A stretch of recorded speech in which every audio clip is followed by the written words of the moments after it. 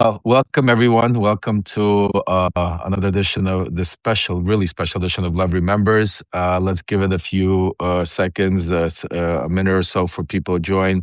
And in the meantime, hi Laura, for all of our paid subscribers. This is your time. If you have any questions, you want to say anything, join the conversation. But we have an incredible special guest today, Arick Fudali. You guys already have met him. He's already part of the Substack family. He is somebody that is out there fighting for the Epstein survivors, literally and legally. And he's here with us because, folks, let's put it this way. While we're joining, while everybody's joining, getting settled in, before we get into the nitty gritty, I want to say this. There's a lot going on. And that is the whole intention of what is happening. And for those of you that have been following me, that are reading my Substack letters, I've been telling you, keep your eye on the ball. Because right now, all of this that's happening, the kidnapping of a leader in Venezuela, like him or not, that's what happened. The lawlessness of Donald Trump just doing whatever he wants. The fact that Putin is bombarding Ukraine. Ukraine's being destroyed all over the place. The media is not even talking about that. You have the economy. The economy is all over the place. I mean, the fact that we have an inflated stock market that Trump keeps boosting on, but with the terror, I mean, a lot is happening, and a lot of pundits and a lot of journalists and a lot of good people out there are reporting on this. But what I promise you, this year is going to be different. This year, what we're going to do here at Love Remembers is we're going to put our words to action. Instead of reacting, instead of going out there and reporting on all of this stuff, I'm doing that. I'm giving you inside looks. But right now, what we're going to do is concentrate on what could really save us from all of this craziness. Because we do have a weapon. People don't realize. A lot of people sit there and scream and yell, what can we do? How are we going to get out of this? Trump, it's too late. It's not, folks. Because we have something that, and this is why Trump, and I wrote about it, and this is what he's trying to do. He's trying to distract from the one thing that unites this country, the one thing that unites this world, the one thing that unites humanity, and the one thing that unites even mega. And that's called, unfortunately, that we have to, but the Epstein Files. These horrible files, these horrible things that transpired, is the biggest cover up in of the century, the biggest cover up in American history, the biggest cover up could be in world history as we know it because of all the people involved, and that is something that unites us. It unites the right, it unites the left, it unites MAGA, it unites everybody except for Donald Trump and his inner circle.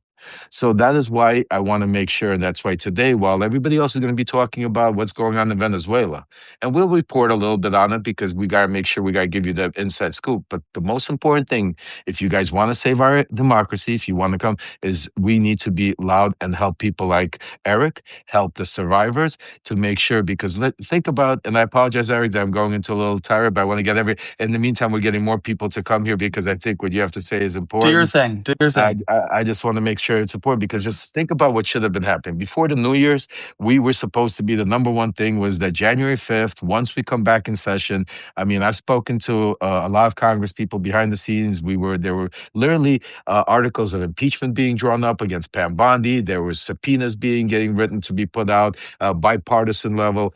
You have Marjorie Taylor Greene, no longer there already. You got people that you have LaMaffa, may he rest in peace, but he passed away. Another seat that they lost. There's a lot of things that are happening in Congress. But here we are. We're supposed to be today talking about all this. We're supposed to be putting pressure on that right now. The DOJ and Pam Bondi is criminally liable because they're in defiance of the law. They're not releasing the files. They're scrubbing. They're continuing to do it. Instead, we kidnapped a foreign leader. And what are we doing? We're talking about that, folks. So with that said, I just want to say to you, today we have an incredible full day. Today, right now, we have Arick Fudali.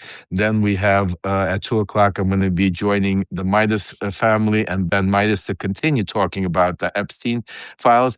And then later on tonight, we have an exclusive special interview with a dear friend of mine and somebody that's a fighter for democracy and Epstein Files, is Congressman Jamie Raskin on the anniversary of the 5th anniversary of the January 6th. So we're going to talk about January 6th. We're going to talk about Venezuela, but most importantly, we're going to talk about the Epstein Files. So with that said, Arick, tell us, where are we? Like, what are you? Where are we right now? It's a new year, and here we are. What's happening? Yeah, well, we're where we've been for the past, few decades, which is, it's always been a few steps forward and then many, many, many steps back. And this is just sort of how it's been. It sort of bombards the news cycle for a little bit. The voices are heard. It feels like there's going to be progress. We get some files released. There's talks of impeachment papers. There's talks of holding contempt papers. There's talks of, having the Pam Bondi, speak and explain the redactions in front of Congress. There's all this progress, progress, progress, and then a backslide. And that's what happens. And, it's something new every time. Of course, this time it's what's happening with Venezuela. It's been dozens and dozens of other distractions and other issues that have always sort of taken the front seat and pushed the survivors in the back. One of the things I appreciated that you said was that the Epstein Files is something that unites, MAGA, it unites America, unites the world. I would go farther. Really, it's justice for sexual abuse survivors. It's justice for sexual trafficking survivors. And unfortunately, what's happening with the Epstein Files is not unique to the way often survivors, victims of sexual trafficking, sexual assault, sexual abuse, sexual harassment are often treated. It's often given, they're often put in the back burner. They're often put aside for, more quote unquote important stories, more compelling stories. So this is something me as someone who's an advocate, an attorney for victims of sexual abuse by high profile individuals deals with all the time. There's always going to be a distraction. There's always going to be something else to talk about, especially with this administration.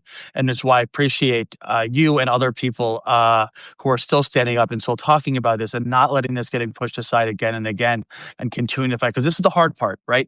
It's easy. It's easy to fight. It's easy to push.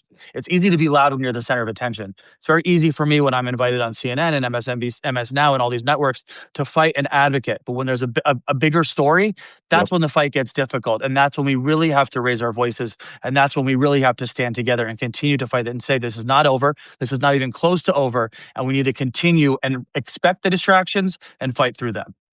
That was so well said, and I agree with you. Somebody that's been used by the news cycle so many times by these major networks. When they needed me, they brought me on to be able to get their clicks and attention. And then when the news cycle changed, and I'm standing here with some breaking news, and nobody wants to talk to you because they're more worried about Donald Trump is getting a jet from Qatar or something like that. That is, again, it's this is why this Substack platform is so important, and that's why this community, and that's why, trust me when I tell you, Arick, you're going to see, and you could tell your clients and the survivors that we here support them so much, and we are now we don't care what the media does. We have a bigger viewer audienceship, and we're now going into the actual streets, as they say. We're going to put get into action. I also want to take this moment out for and introduce you to somebody very special to our Substack family also. She's an incredible writer. She's also somebody that's been digging into these Epstein, all these drops and files, and she's been doing some incredible work. I think it's somebody that could be very helpful to you and the survivors. She's worked with a lot of the survivors. She might have even some of yours. Her name is Ellie Leonard. I asked her to join us today because she's been doing, and if you, I hope you don't mind, I'm going to bring her up to join us. Please. Right now. Eric, 1 second. And because part of what there she is. Part of what we're doing. Ellie, thank you so much for joining us. I know you got a lot going on. Ellie, I don't know if you met. This is Arick Fudali. Very nice to meet you. Yeah. You as well. You as well. Ellie has been doing a lot of work. She's been, she talks with a lot of survivors behind the scenes. She's been, on this for long. But the most important thing right now that she's doing, that, like you said, the tedious work, is she's been staying up day and night and like ripping these files apart. Ellie, let me pass the mic to you a little bit, because while you have this opportunity to speak with Arick, is there anything you want to let them know what you're seeing or helping? Let's have a real raw conversation and let's get the moves out. I guess my question is, in speaking with the survivors, and it's not a huge group. I have a kind of a smaller group that I speak with. Sorry. There's a lot. Can you hear me, Gary? Yeah, I think I lost. Can you hear me? I lost video. I can hear you. I can hear you. Yeah, we're getting you back. Yeah, my video is gone for some reason. It's okay. Can you hear me? I can. Yes. Yeah, we hear you. Okay. All right. So my question is, a lot of these women, especially about bigger players in this case, as far as some of the more like predatory people involved, there's a lot of fear about speaking up about who they are. And I know in September on the steps of the Capitol, there was mention about releasing their own list, and not all the survivors were like game for that. There you are. Yeah. My question is, thinking about like Virginia Giuffre and her book and how careful she was to mention people or not mention people. I know there is fear, even with legal representation, there's fear about backlash and being sued and threats and like what kind of safety guardrails can you as a law firm give to these women so that if they feel the confidence to speak up and say, this is a person who was involved with this case, who's not Epstein, how can I say that out loud publicly so that they face a consequence, but then I'm not, steamrolled? Well, I mean, that's a great question. That's one of the biggest issues we see is uh, powerful men and powerful individuals and powerful accused men and individuals will use the law to their advantage. They'll exploit the law to their advantage. And a trend, or I don't want to call it a trend, but something I've seen in a lot of my cases with a lot of my clients, and me included, I've been sued many times in the last decade. My law firm's been sued all the time. Is they is suing, being going on the offense as a form of defense. So, for instance, suing for defamation, suing for libel, suing for malicious prosecution. I would say starting around the Johnny Depp trial, or that sort of had a lot of publicity and it was a very high profile defamation. We started seeing the playbook sort of shift a little bit for high profile defendants, and they started to use the defamation lawsuit, which was very successful for Johnny Depp. It was sort of a retribution for him, and it got him back into the mainstream, and it got him back to being beloved by the United States, and sort of turned Amber Heard into the villain in that case. So I think a lot of accused men have seen that as, oh, that worked. Let's try that, and they will continue to use defamation. I'm constantly being threatened with lawsuits. My clients are constantly being threatened with lawsuits. And it's very scary because these powerful individuals have the money, have the resources to file frivolous lawsuits and deal with the consequences. Was the court going to sanction them $100,000? The court's going to sanction them for a bogus lawsuit. They're going to have to pay attorney's fees. That doesn't bother. That doesn't matter. That does nothing to them. They could, excuse me, keep suing them over and over again. But for the victims, they don't have that luxury. I could offer pro bono services. I could offer to represent them, but that still doesn't help them if they are accused. It still doesn't help them go through the stress. It is very stressful to be sued, especially when you did nothing wrong, especially when you're being sued for. Yeah, it's standing up for yourself. So, I wish I had a better answer for you. I wish I could say, well, they could do this and they could be protected, or I could offer this and that would protect them. But nothing really exists to give them full protection, because as long as the law exists and as long as powerful people exist, powerful people always exploit the law to their benefit. I will just put back on both. He said there is something that could happen. They could release all the files. They could. It's not up to the victims to begin with to do it, and they shouldn't be trying to. And 100%, right now we shouldn't even be talking, because and that's what we're going to do action, because we're building a team, a coalition that we are going to. Like Ellie said one time, the one thing they also underestimated, Arick, is putting out all these files and not realizing now you have hundreds of millions of people working for free, digging through them, like Ellie. Not like Ellie, she's one of a kind, but that are going through redacting, using technology, AI, that they are now, with the 5 million dump of others. And that's the whole thing, because there are ways that we don't have to put the victims on the spot, but with investigative researchers like Ellie and others, that we are now starting to uncover names and starting to uncover people and patterns and stuff, where we are now going to put pressure on the Congress. People like Marjorie Taylor Greene, put your money where your mouth is. Come on the floor, start naming names. Massey, because there's ways to start attacking and going, and I've been speaking with them in the background. What do you think about that, Arick? Yeah, that is one way. Is one way that I've seen floated is they could provide those names to members of Congress, and then members of Congress, who of course have immunity on the floor, could release those names, and could release those names on the floor, and perhaps that might provide some sense of comfort, some sense of immunity. But you're absolutely right.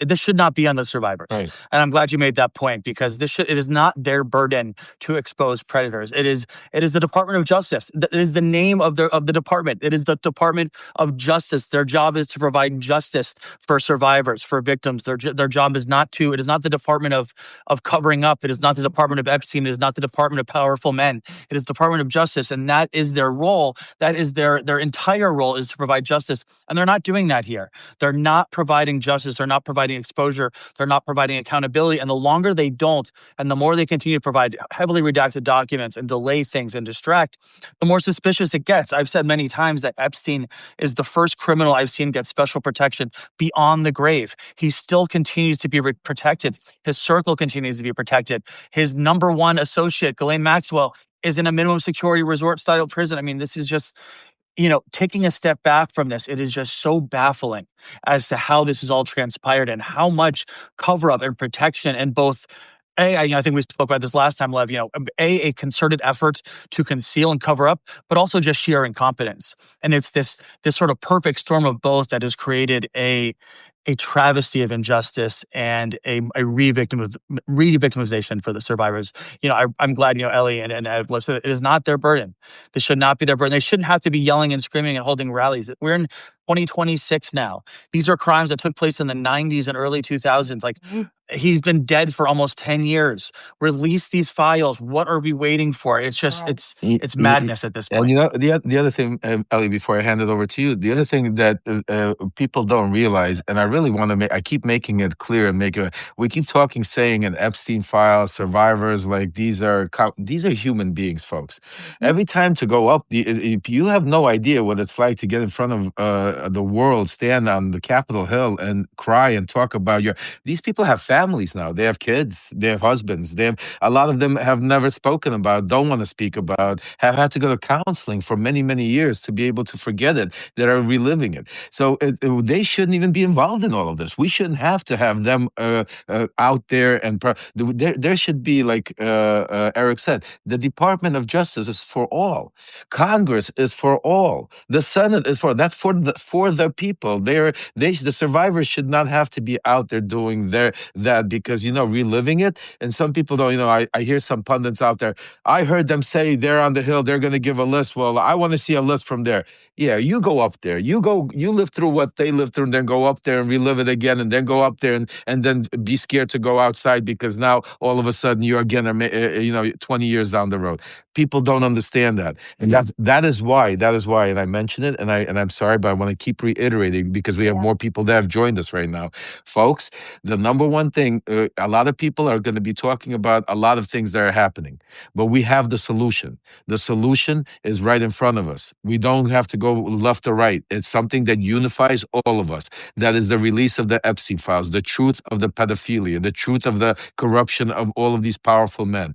We have it. That is what Trump is going to do whatever he can. Their administration, Stephen Miller, all of them, they will do whatever they can to distract, to stop, so this way it's not happening. We will not allow it to happen. That is why I ask and I plead and I urge each and every one of you today, make sure you spread this message far and wide. Make sure when you go on these next, all these different shows and pundits and they're talking about Venezuela, go into that message and say, remember the Epstein victims, remember the survivors, remember what's happening with the files. Where is this, when you see CNN or MSNBC and you see all these Congress people sitting there talking about, we have to look into all the lawlessness Donald Trump is doing. Absolutely. We don't disagree. But later, right now, let's start subpoenas. Let's start something where because you know what? Unfortunately, as crazy as what Donald Trump did in Venezuela, MAGA supports him. Like it or not, Republicans support him. That's not a unifying message. That's something, again, that's going to take us apart. Again, we're going to have people supporting Trump. What unites us, again, I'm going to reiterate and reiterate until it makes everybody nauseous. It's the Epstein Files. That unites us, and that's the message we need to keep loud and clear. Go ahead, Ellie. I'm sorry. I just got to make sure people... Oh, no. I was just going to say, like, when people talk about the women should take this into their own hands, or why didn't you come forward before, or like all the kind of things that you hear people say. An example that I will give is there is a survivor who called me probably at 12:30 at night one night in hysterics, and it was literally because somebody who is in the files had mentioned their name somewhere, and they were terrified. I can't even explain how afraid they were. And when you think of that after 30 years that they have that level of fear, asking them to like prosecute this case themselves is a ridiculous thing to ask. And then so what I was going to ask you, Arick, is something that I've heard from at least one of the survivors is that she has a gag order about a specific area of this case. And A, is that common? Like, have you seen that before? And B, when you talk about giving pro bono work, do you feel like I know your firm has been on this for a very long time, but do you feel like law firms are very resistant to represent the survivors because of the amount of power that they would be going up against? So those are all good questions. And, first, I want to expand on the first thing you said, talking about that survivor you spoke to is in fear. That is not unique to that individual survivor. That is something that is prevalent and common with all the survivors. They all live in fear of Jeffrey Epstein beyond the grave. One thing that I've highlight is, because I think it's underreported, is that one of the worst aspects of the damages that Jeffrey Epstein instilled on these is the intimidation and the fear and the threats. Most cases that I deal with are mostly just to deal with the damages and the mental health issues from from the emotional distress from the sexual abuse, the sexual exploitation. With Epstein, it's sort of a double-edged sword. It's both A, the abuse, and B, the persistent and intense intimidation and threats that has caused these survivors to continue. They see Epstein, they turn off their lights at night and they see Epstein out their window, right? They continue to live in fear of him beyond the grave. To answer your next question about whether there's intimidation for law firms like myself, I would say no. There's a lot of law firms, there's a lot of survivors, and I'm one of many law firms representing and fighting very hard for survivors of Jeffrey Epstein and have been doing it for a long time. I will say there was a little more resistance before Jeffrey Epstein passed away, before he died, because I think there was even more fear about him and what he was willing to do to silence people. I think there's been some more openness since, and there's certainly a very strong team of attorneys who are willing to continue to fight for survivors. We have been fighting. We've been getting settlements. We've been fighting and winning money for our clients, money damages from multiple entities, from multiple places for a long time now, 6, 7, 8 years. We've been able to be successful representing them. So certainly, we're not intimidated by anything like that. To your other question about the gag orders or NDAs, I'm actually not familiar. We were able to fight and get money for, I believe, all clients that we've represented, and to my recollection, there was not very strict gag orders, because that was something that we were adamant about, that we were not going to be silenced, that they're not going to be paid for their silence here, that this is money for the damages and that they've endured, and in addition to that, and that's not also going to be part of a silencing or a gag order. So I'd be curious to speak to that survivor about what sort of specific NDA she had to agree to, or was willing to agree to. Now, even though most of my clients did not have an NDA, it doesn't mean they wanted us to talk about it, right? None of them want to talk about it. They again, because of that fear and because of the people that they're going up against. But those are good questions. That there should be no silence. There should not be any gag order, especially when it comes to Epstein. It seems like Department of Justice is the only person who's abiding by an NDA. They're the only ones keeping any of this quiet. And this administration of QB is the only people that seem to be abiding by any sort of confidentiality, unfortunately. But myself, certainly, I've taken on many, many powerful individuals, Epstein included, and there's certainly no intimidation there. Okay. I think my next question is, have you seen, some of the patterns that I've come across when I'm reading the files and I'm looking at some of these different survivors, is the idea of these young girls coming over from Eastern Europe and Epstein and others using the Einstein visa program in order to get them here. Have you seen that, like, in your clients? Have you seen that as a pattern? Absolutely. So I represent one woman who's actually allowed me to use her first name. Her name is Rosa. Rosa. Rosa is a remarkable person, a remarkable story, because Rosa was trafficked from Uzbekistan by Jean-Luc Brunel, who is also dead now, under the guise of a modeling contract. She was brought by Jean-Luc Brunel to the United States to be sex trafficked by Jeffrey Epstein under the guise of a modeling contract. What is so profound about Rosa's story is it happened in 2009.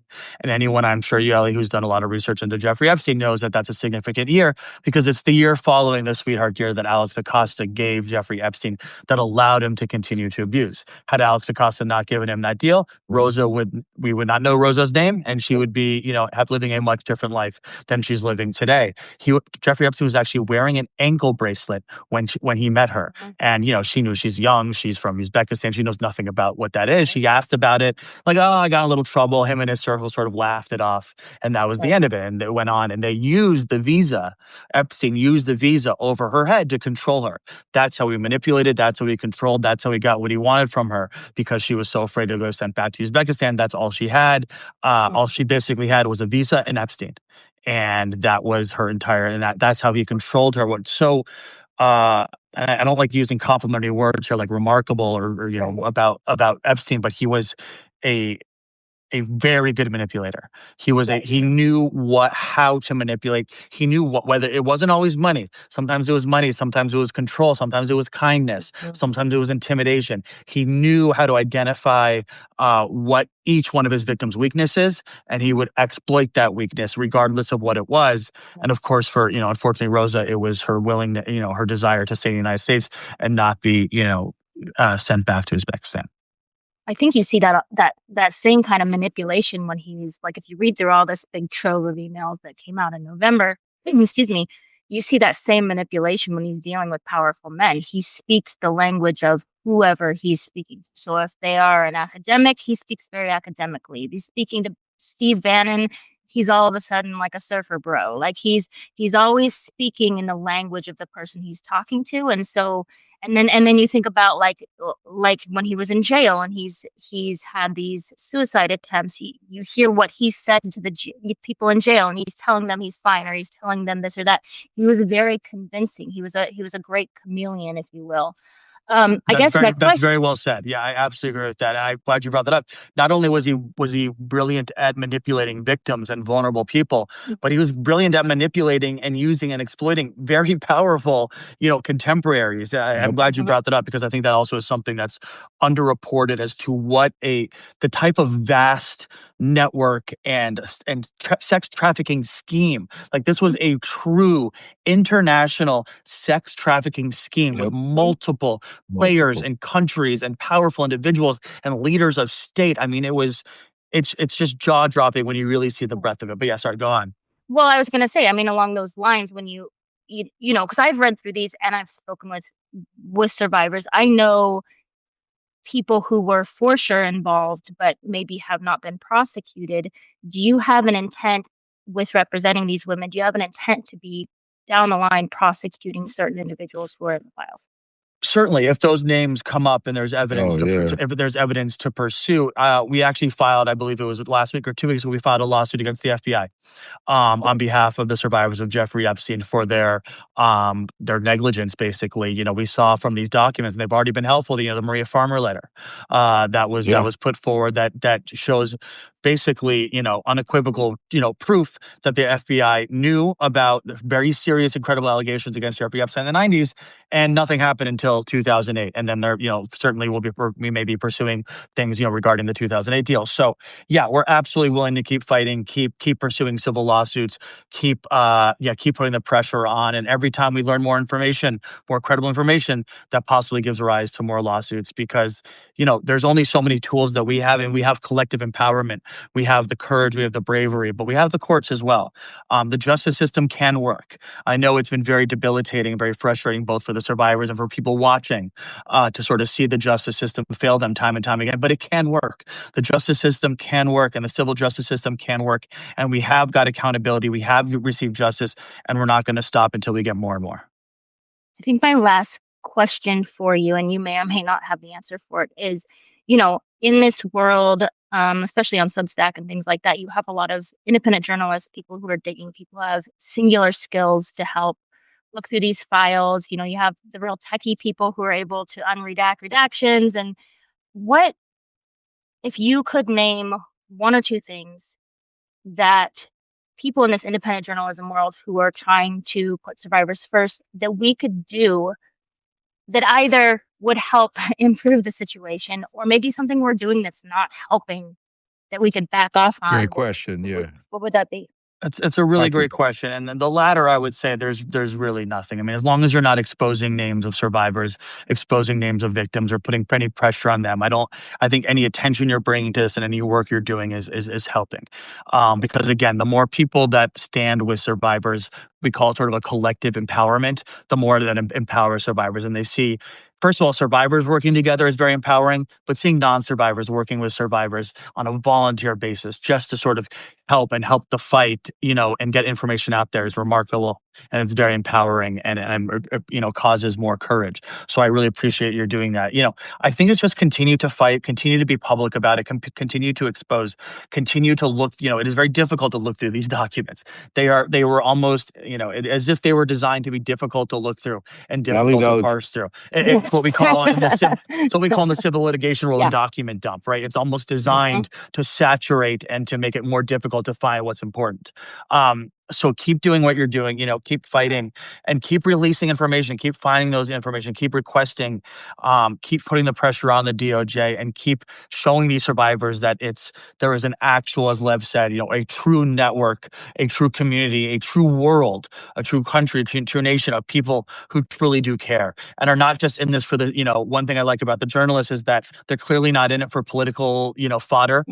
People like who are really in it for justice, that it's not just a fight between Democrats and Republicans. Right. It's not just Republicans trying to show that it was the Clintons. It's not just Democrats trying to show that it was Trump, or people in his circle. That's not what this is about for the survivors. They don't care what side of the aisle. They don't care about politics or any of that. They just want justice.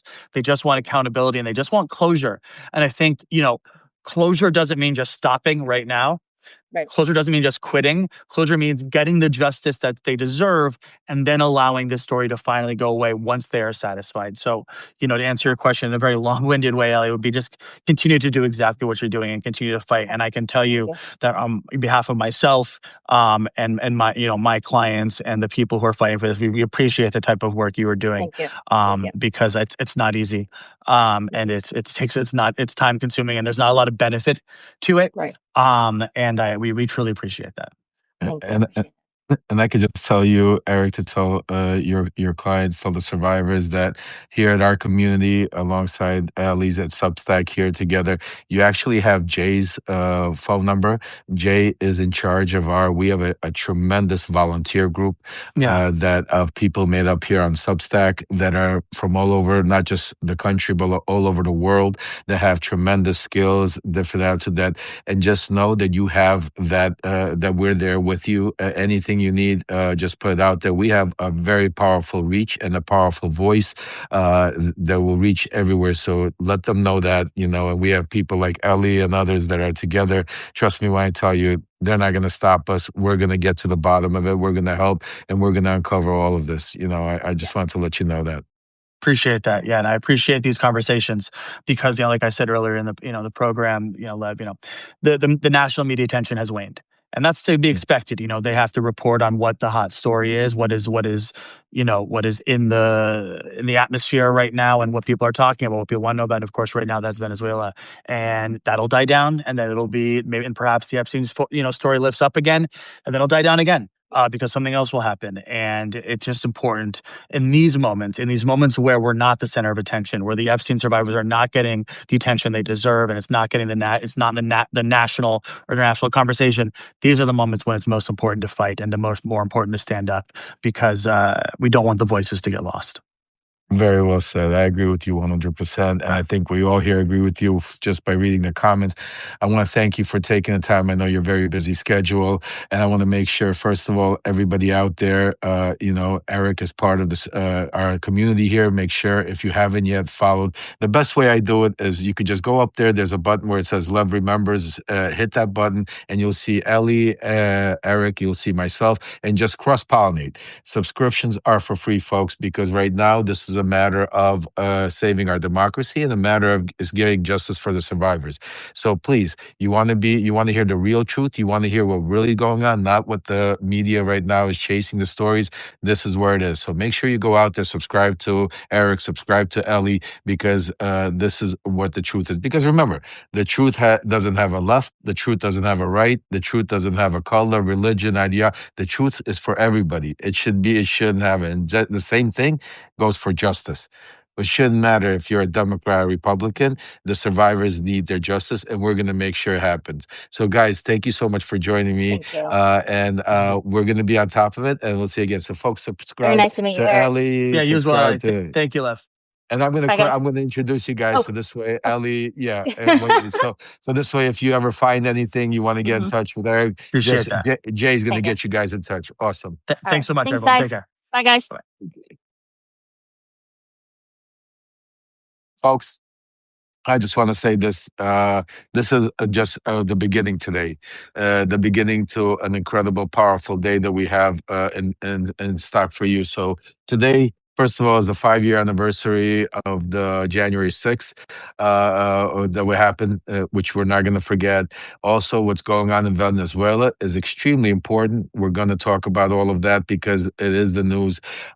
We have a full, in about another 30 minutes, I'm going to be going live with Ben Midas and the Midas Touch to discuss some of the breaking news. But the most important thing we're going to talk about all day long today is the Epstein Files. Because the one thing everybody keeps talking about is how do we save our democracy? How do we stop this? And how do we do it? It's because we have the weapon, folks, and it's called the Epstein Files. We have the people, we have the fighters, we have people like Arick, like Ellie, like Zev, like others out there, Dean, others out there that are doing incredible work.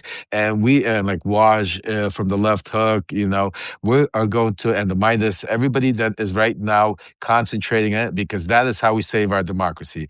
Because I'm going to be honest with you, and I want everybody to think very clearly, because sometimes people message me different things and say, Lev, how come we're not talking about this? How come we're not talking about that? How come we're not talking about this lawlessness? Trump did this.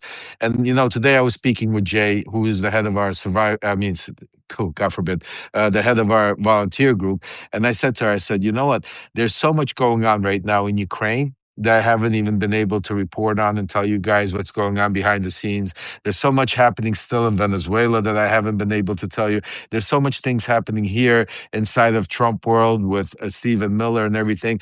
And all of that is newsworthy and all of that is important. All of that I will get to you. But the one thing I made you a promise this year, and the one thing I want to be different than the other platforms is, besides telling you what the problem is, I want to tell you how we could fix it. And that's the most important thing, because just regurgitating that we have problems, we're all going to get into a depression. Yes, we know it. We know Trump is lawless, is running rampant. We know Trump is okay. You don't have to be a rocket scientist. You don't have to be somebody like me that spent time with Donald Trump to know him so well. You could see it. You could see the invasions. You could see his rhetoric. You could see him talk about Cuba, arguing with, Colombia.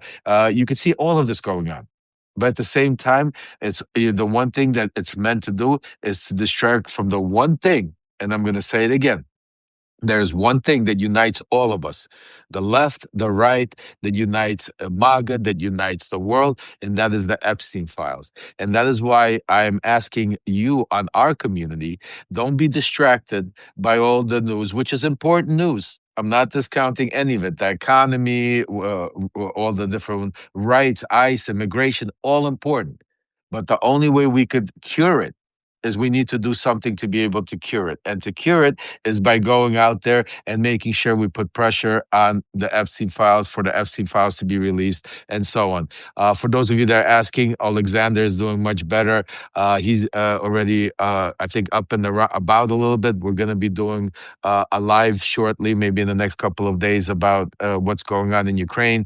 The only reason, like I said again, I don't want to, it's not that I don't want to put an eye on Ukraine and everything else. I want to make sure that right now is January 6th, folks. Congress has been in session already for 2 days, and we still haven't heard a word about the Epstein Files.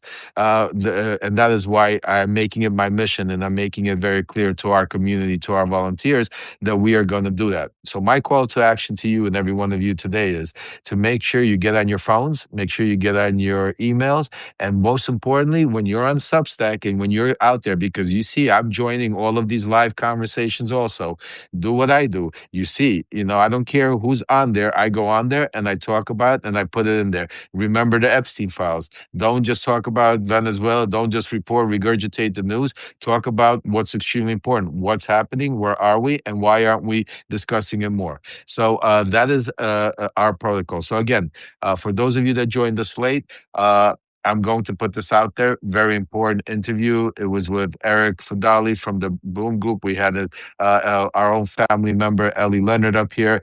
Incredible information, the incredible partnership and team that we're building. So I will put it out there. The one thing I ask each and every one of you first to do is to make sure you go spread this as far as wide to make sure we get as much exposure. Number two, become a subscriber. That's free. That builds, helps with the algorithm. But really, what helps with the algorithms and everything else is becoming a paid subscriber. And I know sometimes it's difficult. There's a lot of subscribers out, a lot of different platforms out there. But I can promise you, nobody is giving you the inside information and the stuff that we're talking about, like a lot of places today. So I definitely need your support becoming paid subscribers because it helps with the algorithm. It helps with a lot of different things to be able to make sure our news gets out. And then last but not least, the two things. We have a volunteer hotline. That's levpttp@proton.me. And I want to make sure for those of you that want to volunteer, that want to join the family, that want to help out, just send an email there. We also have a special fundraiser we're setting up that if you want to put together a fundraiser with a group of maybe 10 people and get a private session with me, one-on-one, Q&A and all kinds of stuff, we could make that happen because right now we're trying to raise as much money as possible to be able to launch our phase one. We've raised close to 80,000 already. We need another double that, let's say, to finalize it, to be able to also, besides the grassroots volunteer group, we also need to build the infrastructure and the infrastructure to be able to put the machine in order. And you guys could go get, donate to, if you could put it in there, we have a GoFundMe.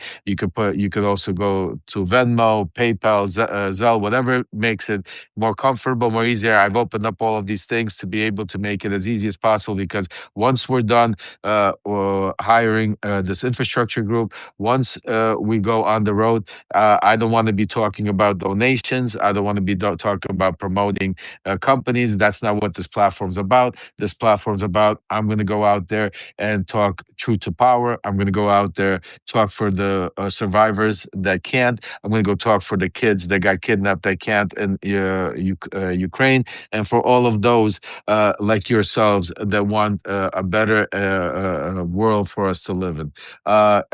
Jen B's birthday. I just saw that. Jen B, happy birthday from all of us. Everybody wish Jen B a happy birthday. I just saw it scroll down. It might be 15 or 10 minutes late because the way Substack is a little bit delayed. So it is. But before we go, quickly, let me tell you, we're just getting started. In about 20 minutes, we're going to be going live on the Midas Touch Network with Ben and Midas to break out all the latest breaking news from the inside and the Epstein Files. Then later today, I have two incredible special treats. Well, once a big interview. We have a exclusive interview with one of my heroes, somebody that I look up to, somebody that's incredible in Congress. His name is Jamie Raskin. Congressman Raskin is going to join us today on the anniversary of the January 6th. But also we're going to talk about what's extremely important is Venezuela, but more important, the Epstein Files and what we're doing and how we're going to put pressure on that. So you don't want to miss that interview. I will be putting it out later on tonight. So stay tuned, have your notifications on. And then also, special treat. I just got a notification myself. I don't know if you guys have yet. But it looks like we have a nice little surprise. My sister Ludmila has notified me she is going to go live today for the very first time at 7 p.m. Eastern. So I'm going to be there. If you haven't yet, I think it's for all. Free to everybody to join. So let's show her some support. 7 p.m. today. Let's all. Ludmila is going to be going live, giving us some positive messages. I'm curious myself to see what we're going to talk about, and so definitely I will be there. Join me 7 o'clock with Ludmila live and talk about positivity from Center of Positive Energy. So, folks. Big day, lots going on.